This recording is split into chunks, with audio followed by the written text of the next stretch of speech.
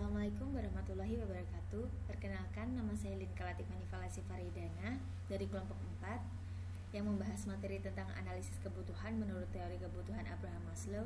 Nama saya Ayu Lestari Ningsi. Materi yang pertama yaitu pengertian tentang kebutuhan atau needs.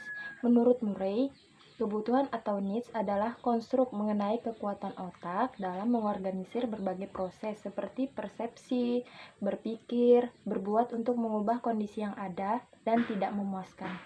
Bisa dibangkitkan melalui proses internal, tetapi lebih sering dirangsang oleh faktor lingkungan.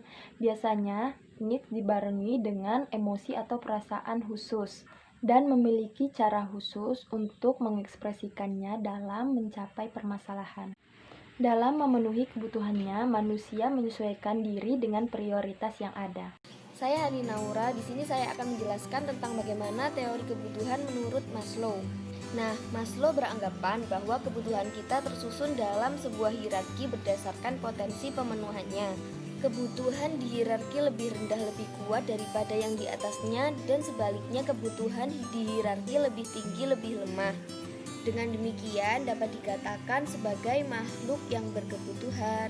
Nah, manusia itu sendiri sudah seharusnya berusaha memenuhi kebutuhan hidupnya, baik itu usaha dari dalam diri, bahkan juga dorongan dari orang lain. Namaku Jasmine Anantia Madika. Aku akan menjelaskan tentang kebutuhan fisik atau physiological needs.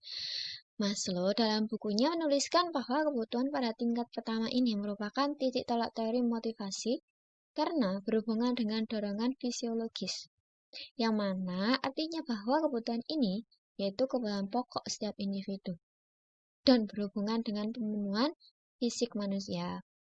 Terdapat beberapa penelitian terakhir yang menunjukkan ada beberapa faktor yang mempengaruhi kebutuhan pada tingkat pertama ini, yaitu yang pertama, perkembangan homesitas yang merujuk pada usaha otomatis dalam tubuh untuk mempertahankan aliran darah yang konstan dan normal. Yang kedua, adalah selera yang merupakan pilihan makanan yang disukai. Apabila seseorang kekurangan zat kimia, maka ia akan mengembangkan suatu selera khusus bagi kebutuhan yang kurang ini. Dengan demikian, dapat dikatakan bahwa setiap manusia memiliki dua faktor yang mampu mendorongnya untuk memenuhi kebutuhan. Nah, kebutuhannya itu ya kebutuhan makan dan minuman. Nah, kebutuhan itu biasanya berhubungan dengan aspek biologis, seperti kebutuhan akan oksigen, kebutuhan makanan, kebutuhan minuman, dan tidur, yang mana tidur merupakan kebutuhan primer. Kebutuhan fisiologis ini juga lebih mudah terpuaskan. Terdapat contoh-contoh kebutuhan fisiologis ini.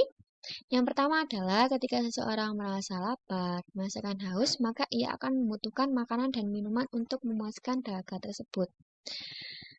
Yang kedua, saat mengantuk, yang merupakan kebutuhan primer, yaitu tidur, seseorang akan tidur untuk memenuhi kebutuhan tersebut. Di sini saya akan membahas tentang kebutuhan yang kedua, yaitu kebutuhan akan rasa aman atau safety security needs. Menurut Maslow, manusia sangat membutuhkan rasa aman dalam hidupnya, terkhususnya rasa aman dari bahaya dan ancaman. Ketika seseorang berada dalam suatu keadaan atau zona yang tidak aman, berbahaya dan mengancam, maka mereka akan membutuhkan suatu perlindungan untuk menjamin mereka merasa aman dalam situasi tersebut. Untuk contoh nyatanya yaitu ketika seorang presiden membutuhkan pengawalan dari aparat kepolisian demi menjamin keamanan dalam melakukan kunjungan ke suatu daerah, itu bisa dikatakan menjadi kebutuhan akan rasa aman. Untuk yang kedua adalah perlindungan keamanan dalam pekerjaan. Yang ketiga, jaminan kesehatan diri atau keluarga, itu bisa dikatakan seperti asuransi. Dan yang keempat adalah jaminan keberlangsungan pekerjaan.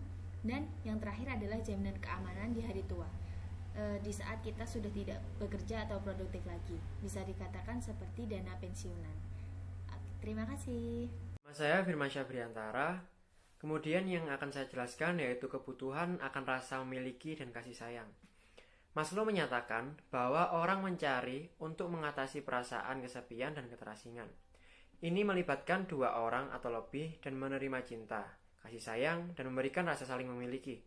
Bentuk akan pemenuhan kebutuhan ini seperti bersahabat, menyayangi, keinginan memiliki pasangan dan keturunan, kebutuhan untuk dekat pada keluarga, dan kebutuhan antar pribadi, seperti kebutuhan untuk memberi dan menerima cinta.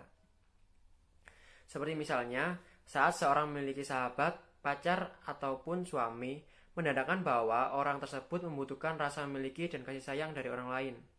Yang kedua, kasih sayang dari ayah, ibu, dan saudara. Nama saya Stefani Aprilia. Selanjutnya yaitu kebutuhan akan penghargaan atau esteem needs. Maslow menemukan bahwa ada 2 kategori dalam kebutuhan akan penghargaan. 2 kategori tersebut yaitu kebutuhan akan penghargaan yang lebih rendah dan kebutuhan akan penghargaan yang lebih tinggi. Kebutuhan akan penghargaan yang lebih rendah itu seperti menghormati orang lain, status, penghargaan, perhatian, dan lain sebagainya.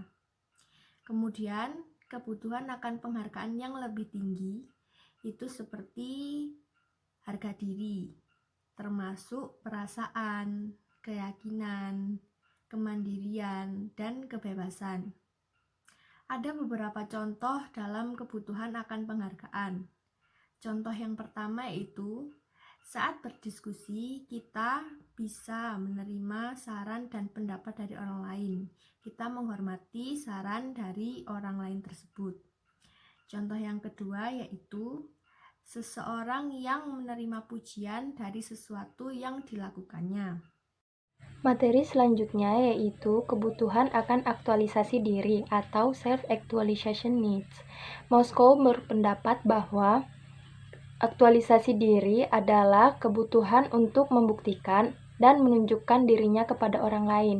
Nah, pada tahap ini, seseorang akan mengembangkan semaksimal mungkin segala potensi, bakat, passion, atau skill yang dimilikinya. Nah, contohnya, ketika seseorang memiliki bakat di bidang tertentu, maka ia akan memperluas wawasannya dengan lebih banyak membaca literasi, mengikuti seminar, atau melakukan pembicaraan dengan orang yang lebih ahli di dalam bidang tersebut. Dan mungkin saja, bisa jadi dia akan melanjutkan ke jenjang pendidikan yang lebih tinggi.